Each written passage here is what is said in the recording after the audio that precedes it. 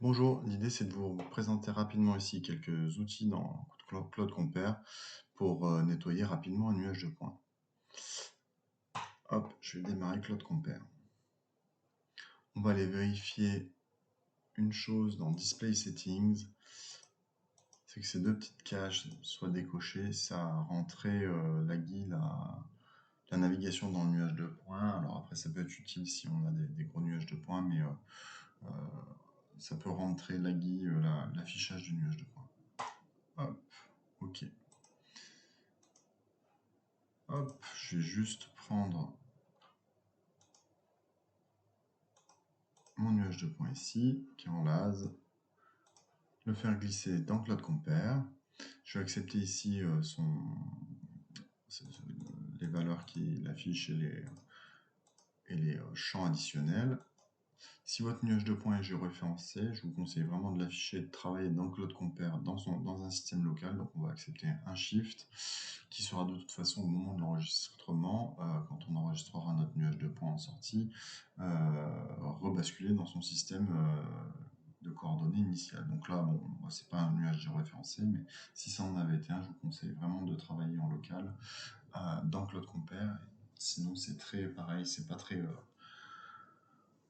l'affichage est très chaotique si on affiche directement le nuage de référencé. Il vaut mieux centrer dans le nuage de points en local. Hop, donc là j'ai 2 600 000 points qui s'affichent.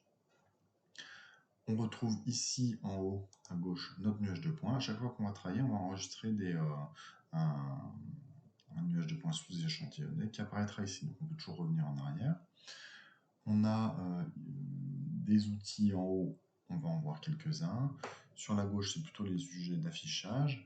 Et puis à droite, là, on a quelques options et plugins, mais on va surtout, par exemple, voir EDL. Donc EDL, ça peut permettre un affichage un peu plus renforcé sur les contrastes, ce qui est assez sympathique pour visualiser ce qu'on fait. Ça peut améliorer la visualisation du nuage de points. Donc je zoome et je dézoome avec la molette.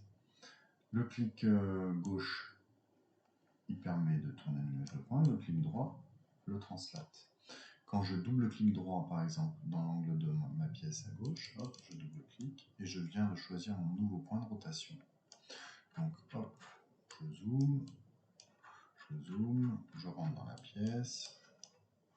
Et donc là, hop, je vais prendre un nouveau point de rotation, hop, au centre de la pièce. Ce qui n'est pas évident, c'est qu'il faut cliquer un point. Donc, pas hésiter à cliquer plusieurs fois, voilà. Là, donc, je suis centré, hop, dans mon centre de pièce. Donc, on aperçoit rapidement quelques échafaudages. C'est une pièce en travaux. Donc là, j'ai mon nuage de points sélectionné. Je vais aller voir les options. Donc, on a différentes possibilités. Donc là, s'il était colorisé, j'aurais RGB. Scalar Field, on va coloriser sur les valeurs qu'on choisit. On a ici des informations sur la boîte de travail, mais on va surtout se concentrer ici. Donc, on a une valeur ici, c'est les 2 655 000 points. Et hop, on peut ici aussi réduire la taille du point ou l'augmenter pour des questions de visualisation. Moi, j'aime bien quand c'est au minimum. Hop, et donc là on affiche effectivement le range. Hop, je vais dézoomer. Donc le range, c'est la distance au scan, c'est la portée du tir qui a été effectué. On a différents affichages. Ring, ça va être quel est. Donc là, dans le cadre de ce LiDAR, on a 16 lasers qui vont tirer en même temps. Donc on peut choisir un des 16. Le retour, donc tout ce qui est bleu, c'est le premier écho, tout ce qui est vert, c'est le deuxième écho, dans le cadre de ce scanner qui a 2 échos. Bon, bah là, effectivement, tous les seconds échos, c'est des parasites qui sont dus aux fenêtres, aux vitres, à tout ce qui va créer du bazar, mais du coup, ça va nous aider à nettoyer. On a le temps GPS, donc ça permet aussi, si par exemple on a un petit peu pataugé en début de scan ou en fin de scan, de supprimer ces valeurs. Et l'intensité, donc là, c'est la capacité du matériel à renvoyer le laser. En dessous, ici, on va choisir quelle colorisation on affecte à cette valeur. Et donc moi, par exemple, sur l'intensité, je trouve que c'est assez possible d'afficher la DIP, là, qui est une colorisation qui rend assez visuel le nuage de points. Ce que je vais quand même démarrer à faire, donc on va recommencer sur le range. Donc pour nettoyer, ici, on a choisi le range, on a une colorisation qui va du bleu au rouge. surtout ici notre range qui démarre donc à 1,50 m. On a des valeurs à partir d'1,50 m. Celles inférieures à 1,50 m ont déjà été filtrées par le logiciel de SLAM, puisque c'était un scan manuel, donc pour éviter d'avoir soi-même sur le scan en fantôme toujours, jusqu'à 22 mètres. Comme on a fait le tour de la pièce, on peut se dire que c'est une petite pièce et on va peut-être garder que 7 mètres de scan. Si je garde que 7 mètres de valeur de scan, on va garder que les meilleurs points. Sachant que plus on a des tirs lointains, plus on a moins les points sont bons. Donc je regarde un petit peu la cohérence quand même, 7 mètres, on voit en grisé, c'est tous les points qu'on va perdre. Hop, je peux aussi, si je clique pas, hop, elles disparaissent. Ça, c'est tous les points qu'on va supprimer. Donc je vais le faire peut-être dans ce sens-là.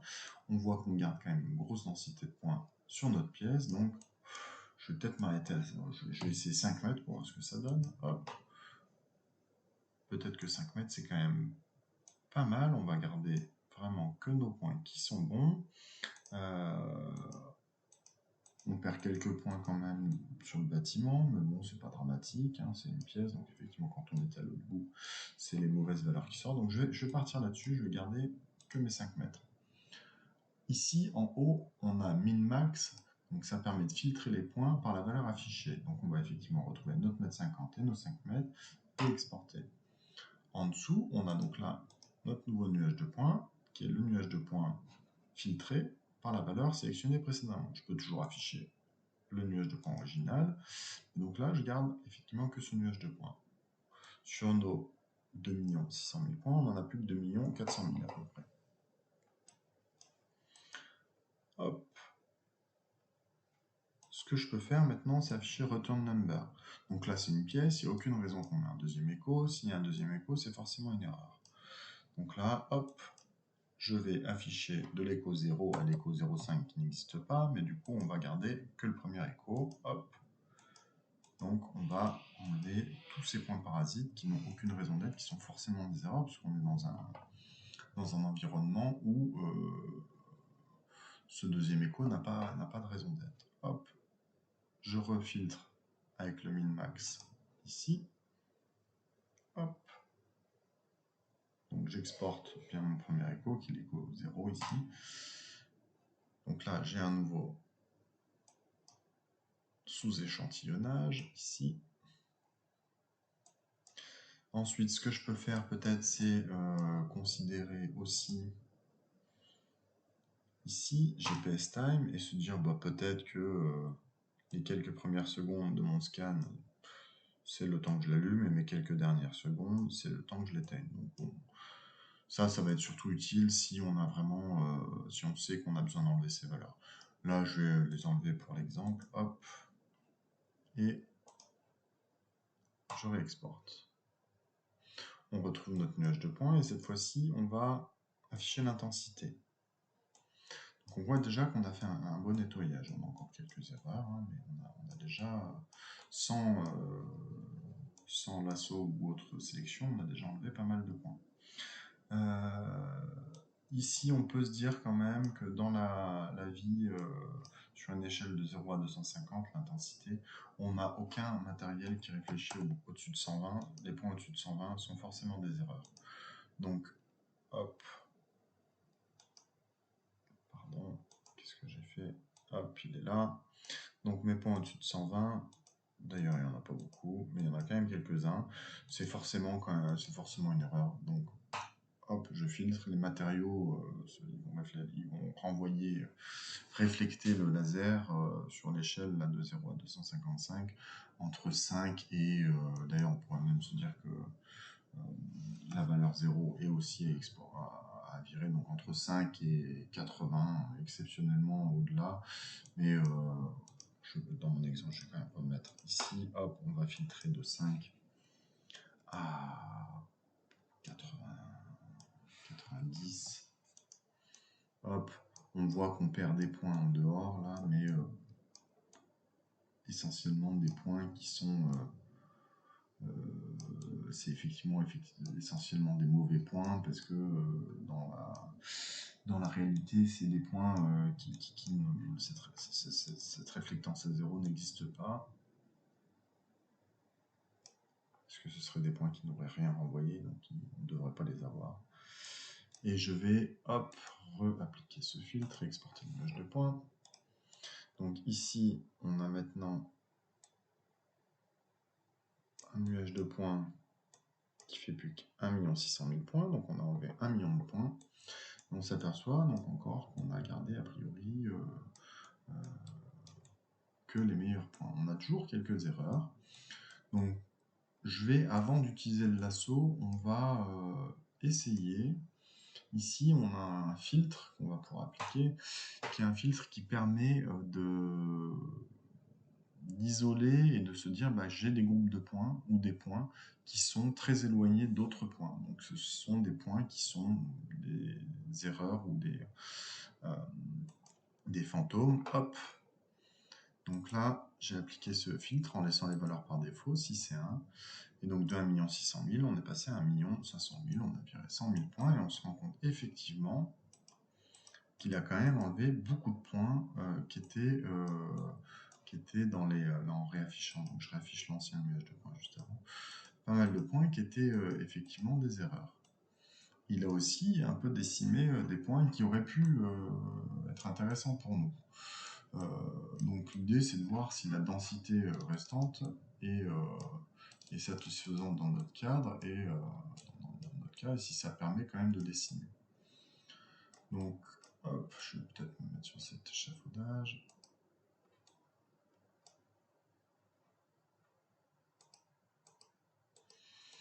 On a quand même perdu beaucoup de points là je trouve, donc on va pas appliquer ce filtre.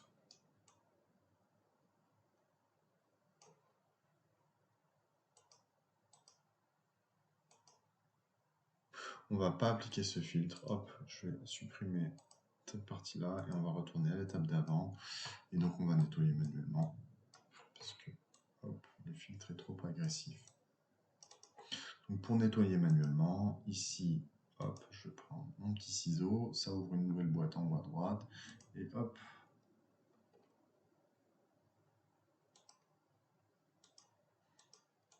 Donc avec les clics droits, avec les clics gauche, on continue la polygone, avec le clic droit, on ferme. Hop.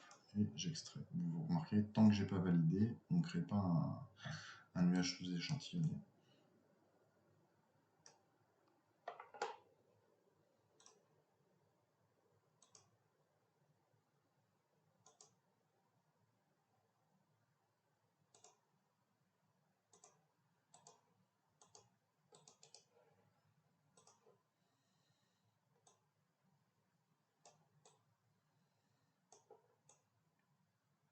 J'essaie toujours un peu de pencher mon nuage, hop, pour pas enlever des points qui me seraient nécessaires, et puis hop.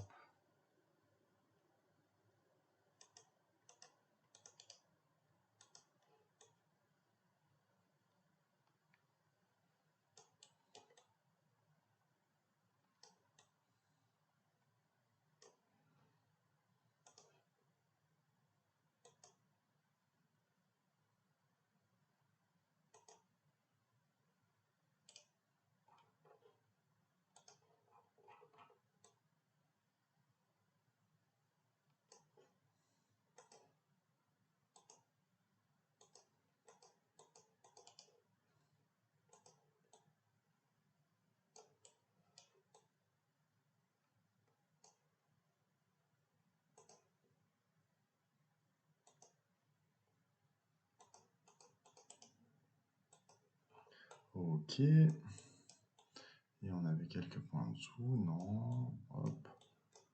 Bon, ça semble cohérent. Donc là, je valide, et cette fois-ci, hop, là j'ai mes deux nuages sélectionnés. On a toujours ce que je viens d'enlever, mais si j'enlève le précédent et que je regarde celui-là, on a effectivement plus que le nuage de points nettoyé. Donc là, on peut continuer si on veut. Ici, on peut sous-échantillonner par une valeur. Donc ici, par exemple, je veux dire que je veux qu'un point tous les 5 mm. Ok. Hop. Et donc là, il sous-échantillonne algorithmiquement parlant pour garder qu'un point tous les 5 mm. Moi, hop, on aurait pu être plus fort. Ça aurait été, je vais vous montrer plutôt avec un point tous les... hop. Tous les 5 cm. Donc là, on garde un point tous les 5 cm. C'est beaucoup plus agressif. Hop, donc là on a un point tous les 5 cm. Ça peut être utile en topographie de terrain, par exemple, de garder qu'un point tous les 5 cm. Voilà, je vais garder tous mes points, donc j'enlève celui-là, hop, et je remonte à mon précédent qui est celui-là. Voilà, donc ici, en intensité, on peut jouer sur la couleur ici. Hop, si on sélectionne ici, on va déplacer le début. Et ici, hop, ça permet un petit peu de modifier la colorimétrie pour forcer un peu sur certaines zones.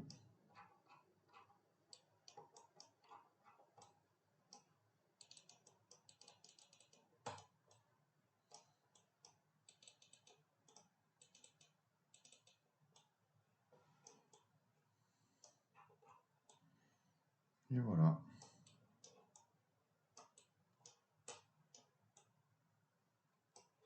Donc si je regarde par rapport à mon nuage de point initial,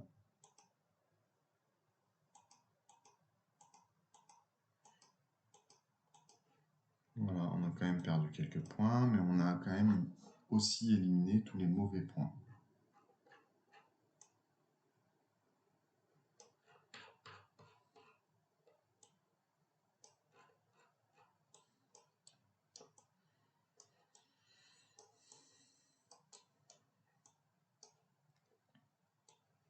Ok. Avec contrôle molette, je peux rentrer, en quelque sorte couper mon nuage de points. Ok, hop. Et avec majuscule, je gère mon FOV, entre guillemets, l'angle de vue depuis lequel je regarde.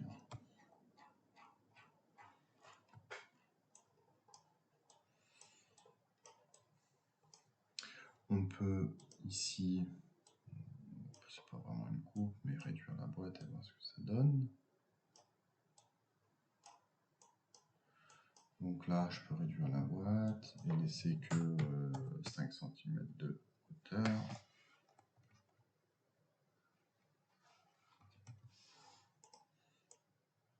On peut réexporter bien entendu cette couche, chose que je ne vais pas faire là. Hop.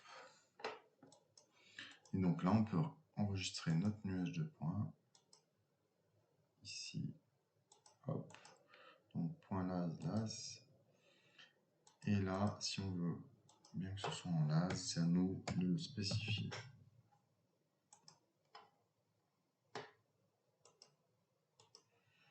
On va conserver les champs additionnels. Et c'est donc aussi ici qu'il nous demandera si on souhaite réexporter dans le système de coordonnées initiales ou non. Donc là, nous, on avait très peu de décalage, mais si vous avez effectivement un système géoréférencé, c'est là que vous validez bien que vous conservez votre système initial.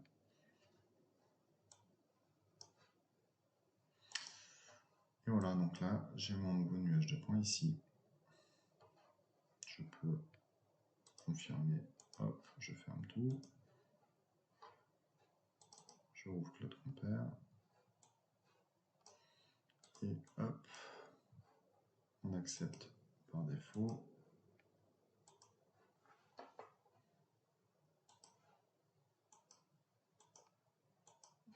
Pardon, c'est pas le bon que je veux. Subsample. C'est celui-là, je pense. Non, pardon. C'est celui-là.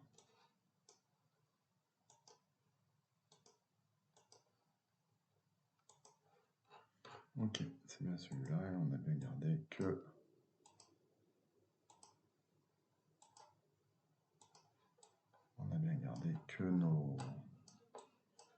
notre nuage nettoyé.